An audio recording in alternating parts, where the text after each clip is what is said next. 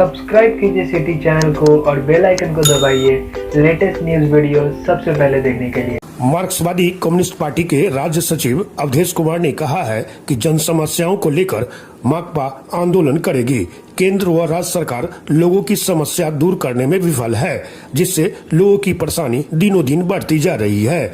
वे मंगलवार को बंगाली टोला स्थित पार्टी कार्यालय में पत्रकारों से बात कर रहे थे। उन्होंने कहा कि जनहितैषी योजनाओं में लूट से लोग परेशान हैं। पेट्रोलियम पदार्थों की बेतहाशा मूल्य वृद्धि से महंगाई आसमान छू रही है। वहीं भारी बारिश के कारण जल जमाव से लोग त्रस्त हैं। उन्होंने कहा कि तीनों कृषि कानून रद्द करने, संशोधित श्रम कानून वापस लेने, संशोधित बिजली कानून रद्द करने, फसल की न्यूनतम समर्थन मूल्य को कानूनी दर्जा देने आदि मांगों को लेकर 26 जुलाई से 8 अगस्त तक सभी प्रखंड कार्यालयों पर राष्ट्रव्यापी अभियान के तहत धरना प्रदर्शन किया जाएगा। उसके बाद 9 अगस्त को सभी समाहरणालय के समक्ष प्रदर्शन होगा। प्रेस वार्ता में माकपा राज्य सचिव मंडल के सदस्य व विभूतिपुर के माकपा विधायक अजय कुमार ने कहा कि बिहार में समर्थन मूल्य पर किसानों से गेहूं की खरीदारी नहीं की गई है, लेकिन राज्य सरकार ढिंढोरा पीट रही है कि पूरे बिहार में किसानों का गेहूं पैक्स के क्रय केंद्र के माध्यम से न्यूनतम समर्थन मूल्य 1975 रुपए क्विंटल खरीदा गया है। जिले में एक भी क्रय केंद्र में किसानों से गेहूं की खरीद नहीं हुई है। उन्होंने कहा कि भारी बारिश के कारण शहर से लेकर गांव तक जलमग्न है और जल निकासी के सवाल पर प्रशासन मूक दर्शक बना हुआ है। उन्होंने बिथान में 5 लोगों की डूबने पर शोक जताते हुए सभी मृतकों के परिजन को मुआवजा देने की जिला प्रशासन से मांग की है। मौके पर जिला सचिव रामाश्रय महतो, जिला सचिव मंडल के सदस्य सत्यनारायण सिंह व जिला कमेटी सदस्य भोला राय मौजूद थे।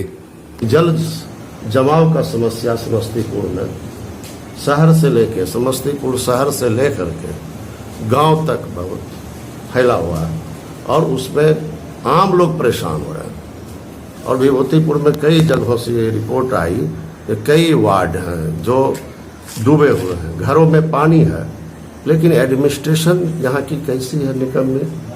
आप कॉन्ट्रैक्ट खेती की जो नीति लाना चाहते हैं उससे अपने कदम को पीछे हटाइए और काले कृषि कानून पूरी तरह से आप रद्द करो। तो सरकार को तो ये मांग किसानों का मांग जायज मांग है, उसको पूरा कर देना चाहिए। इसलिए ये मुद्दे आज बिहार के लिए बहुत ही महत्वपूर्ण मुद्दे हैं। हमने देखा मक्का, ये तो सड़ गया, बहुत सारे किसानों को खेत वो बिक्री नहीं हो सकी और उसके चलते बड़े पैमाने बर्बादी हुई है। उसी तरह से धान पिछले दिनों कहीं खरीद नहीं हुई और वो भी बिचौलियों के हाथे बेचना पड़ा। तो हमारे बिहार के कृषि संकट और भी ज्यादा गहरा हुआ है। पिछले दिनों जो तूफान आए उसके के चलते जो क्षति हुई, उसका जो क्षति मुआवजा मिलना चाहिए वो मुआवजा भी एक भी किसान को नहीं दिया गया। ये एक बड़ा सवाल जो है सो आज किसानों के सामने है। उसी तरह से जो श्रमिक लोग हैं, जो गरीब लोग हैं, जो कोरोना से प्रभावित हो गए, आज बेरोजगारों की संख्या ऐसे ही बढ़ रही है, लेकिन रोज कमाने खाने वाले की स्थिति बहुत ही दयनीय है, बहुत ही गंभीर स्थिति है।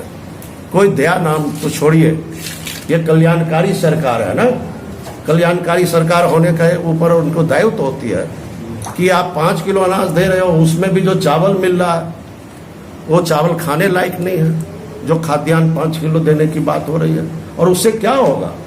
इसलिए हम लोगों ने तो बार बार मांग की कि आप प्रति व्यक्ति 10 किलो अनाज के साथ साथ जो भी दे रहे हैं और भी दाल की जरूरत होती है, तेल की जरूरत होती है, नमक की जरूरत होती है, ये सब फूड किट में शामिल कीजिए। 35 किलो का फूड किट बने और सब परिवार को आप 6 महीने तक दीजिए और 7,500 रुपया दीजिए, तब किसी तरह से वो जी सकेगा। 1,000 रुपया तकरीबन हो गया गैस सिलेंडर की कीमत, आप कल्पना नहीं कर सकते। निम्न मध्य वर्ग के लोग भी, उनका भी अब जो है बजट, परिवार का वो बजट चरमरा रहा है। इतनी कीमत बढ़ गई है डीजल की, पेट्रोल की, अब 100 रुपये ज्यादा हो गया। अभी हमने डीजल खरीदा, अब ये जो है 100 रुपये के आसपास डीजल की कीमत हो गई। पेट्रोल की कीमत अगर आप पूरा देखिए तो हमारे देश के अगल बगल जो जैसे पाकिस्तान पाकिस्तान में 51 रुपये 15 पैसे लीटर पेट्रोल है, 52 रुपये 18 पैसे लीटर डीजल। बांग्लादेश में 76 रुपये 43 पैसे पेट्रोल, 55 रुपये 82 पैसे डीजल। उसी तरह से श्रीलंका में 59 रुपये पेट्रोल है और 38 रुपये 34 पैसे डीजल है। नेपाल हमारे बगल में है, 78 रुपये 13 पैसे पेट्रोल है और 67 रुपये 50 पैसे डीजल है। चीन में 81 रुपये 85 पैसे पेट्रोल और डीजल की कीमत वहाँ 71 रुपये 86 पैसे है। भारत में इतना कीमत क्यों? ये जनता को निचोड़ लेना चाहती है। ये जो है सो हमारे देश की भाजपा की जो सरकार है, नरेंद्र मोदी की सरकार, जनता त्राहिमाम कर रही है। और ये डीजल और पेट्रोल की कीमत बढ़ने से परिवहन खर्च बढ़ गया।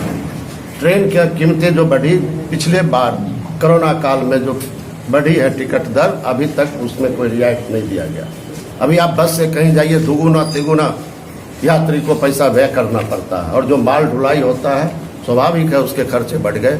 और इसके चलते सारा जो उपभोक्ता जो लोग जो रोजमर्रा जिंदगी में इस्तेमाल करते हैं, कड़वा तेल से लेकर सारे खाद्य पदार्थ, उसकी कीमत बढ़ गई। ये महंगाई के चलते आम जनता, मध्य वर्ग, धनी जो लोग हैं, संपन्न लोग हैं, उनकी भी हालत, उनका भी परिवार अब प्रभावित हो रहा है। लेकिन सरकार का इसके पीछे कोई नजरिया ही दिखाई नहीं पड़ता है। रोजगार का सवाल आप देखिए, पिछले लॉकडाउन में जो बेरोजगार हुए और फिर इस लॉकडाउन में कोई बहाली हो रही है क्या? खुद बिहार की बात मैं कहना चाहता हूँ। नीतीश जी जवाब देंगे। चुनाव के वक्त हम लोगों ने जब कहा जब महागठबंधन की सरकार बनेगी तुरंत बहाल किया जाएगा 10 लाख नौजवानों को, 19 लाख इन्होंने ऐलान कर दिया है। आप तो बन गए, 6 महीना ज़्यादा हो गया, लेकिन जो अभ्यर्थी हैं जिनके पास सर्टिफिकेट है, टीचर बहाल, उनके ऊपर लाठियाँ चलती हैं। कोई एक भी अभी तक नई बहाली नहीं हो रही है। गांव के बेरोजगार मनरेगा में लूट मची है। पूरे देश के पैमाने पे बेरोजगारी चरम पर है और हमारे राज्य में तो और भी ज़्यादा जो है अधिक बढ़ गई है।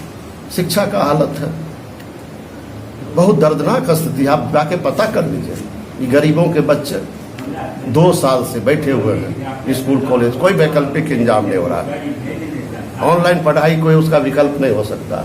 और सब चीज़ें आप ऑफिस खोल सकते हैं, सारे चीज़ को खोल सकते हैं, लेकिन शिक्षा कैसे गरीबों के बच्चों को, आम बच्चों को शिक्षा मिलेगी? उसके लिए कोई ठोस योजना आप बना सकते हैं कि नहीं बना सकते? सरकार के नज़र में यह सब प्रायोरिटी नहीं है। और आज बाढ़ के चलते, बरसात के चलते तबाही बढ़ गई है। तो इसलिए centre of Indian trade union, CITU, किसान सभा, खेत मजदूर यूनियन, 3 राष्ट्रीय स्तर पर उन्होंने तय किया है कि केंद्र सरकार और राज्य सरकारों की जो जन विरोधी नीतियां हैं उनके खिलाफ और जनता के ज्वलंत मुद्दों को लेकर के ये एक बड़ा अभियान जुलाई महीने में 25 जुलाई से लेकर के 8 अगस्त तक पूरे देश भर में एक बड़ा अभियान चलेगा। और 9 अगस्त को देश भर के सभी जिला मुख्यालयों पर लोग इकट्ठा होंगे, घेराव करेंगे, प्रदर्शन करेंगे और सरकार को कहेंगे कि जो भी किसान विरोधी नीति है, मजदूर विरोधी नीति है, आप इसको विड्रॉ कीजिए और किसानों को, मजदूरों को, जो मेहनत करने वाले लोग हैं, नौजवान, विद्यार्थी, महिलाएं, सबके जो उनके ज्वलंत मांगों हैं उनको आप इसको अविलंब पूरा कीजिए। बिहार में भी ज़बरदस्त प्रोग्राम होगा। हम लोगों ने, हमारी पार्टी ने भी समर्थन किया और हम समस्तीपुर की जनता और बिहार की जनता से ये अपील करते हैं कि यह जो अभियान जुलाई महीने में शुरू होगा, 25 जुलाई से लेकर के 8 अगस्त तक, और 9 अगस्त को जो जिला मुख्यालयों पर प्रोग्राम है, उस प्रोग्राम में भारी संख्या में लोग शामिल हों।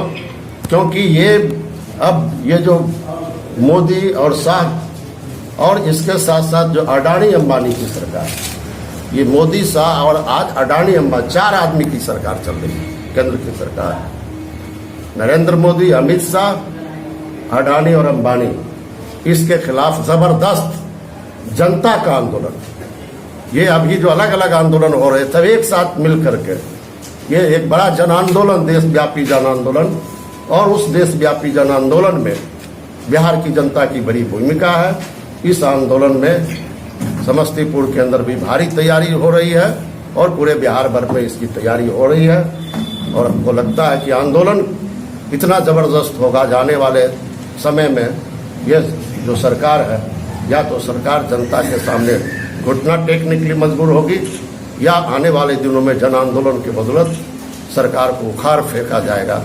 इस तरह के आंदोलन हमें आगे बढ़ाना है। पानी में धोने के क्रम में फिसल के, लेकिन वो जेवीजी से जो गड्ढा हुआ, उस गड्ढे में एक एक करके डूब गए और मृत्यु हुई। ये बहुत ही दर्दनाक है। संवेदना व्यक्त करते हैं और हम डिमांड करते हैं जो मुआवजा 4 लाख का वो सभी को मिलना चाहिए। और ये घटना और भी हुआ है, यहाँ कई जगहों पे जेवीजी से जो गड्ढा हुआ है, ये 25-25 फीट इतना गहरा गड्ढा है, लेकिन अब पानी भरी हुई है, पता ही नहीं चलता है। तो सरकार और एडमिनिस्ट्रेशन का काम है कुछ चिन्ह, कोई सतर्क जनता को कोई बताएंगे भी आप उधर मत जाओ, लेकिन कहीं कुछ भी नहीं है। इसलिए ये जो हो रही है घटनाएं जिसमें मौत हो रही है, एडमिनिस्ट्रेशन की विफलता है। इसलिए जो भी कुछ हुआ उसमें तुरंत उनको मुआवजा मिलना चाहिए और हम लोग उस परिवार के प्रति संवेदना दें। अभी बाढ़ का जो सवाल है, सरकार की सही कोई तैयारी नहीं। अभी हम यहाँ हैं, कल एक बांध जो है वहाँ पर टूट गया बलवाही में, विभूतिपुर का ओवरफ्लो पानी कर गया। रात में जो है यहाँ बोरिया में जो है स्लिस गेट में पानी रिस रहा था। आज जो है सो अभी खबर मिली है कि वो गंडक में जो है महथी के पास में जो है उसकी स्थिति खराब है और पानी जिस तरीके से बढ़ रहा है। और सरकार की जो तैयारी है, इसकी तैयारी हमारा मानना है कि मीटिंग तो जरूर किया, राज्य के स्तर पर भी किया, फिर जिला के स्तर पर भी किया, प्रखंड के स्तर पर भी किया, लेकिन तैयारी के नाम पर खाना पूरी किया। और इसीलिए इसकी तैयारी जो भी है वो ताश के पत्ते की तरह उड़ जाएंगे और बहुत ही मुश्किल में हमारा जिला और बिहार की जनता जो है इस बाढ़ में इस बार फंसेगी। बड़ा संकट सामने आएगा। इसीलिए आज तो हम चाहते हैं कि इसके आपकी कॉन्फ्रेंस के बाद डीएम से मिल करके पूरी बात हम उसको बतावें और फिर सिंचाई विभाग के भी और फ्लड कंट्रोल से भी हम बात आज ही करेंगे और उस पर दबाव बनाएंगे कि वो इस पर जो है बांध की सुरक्षा और फिर मैती नदी के जो बांध है उसकी सुरक्षा का विभूतिपुर में उस पर अमल में लाए।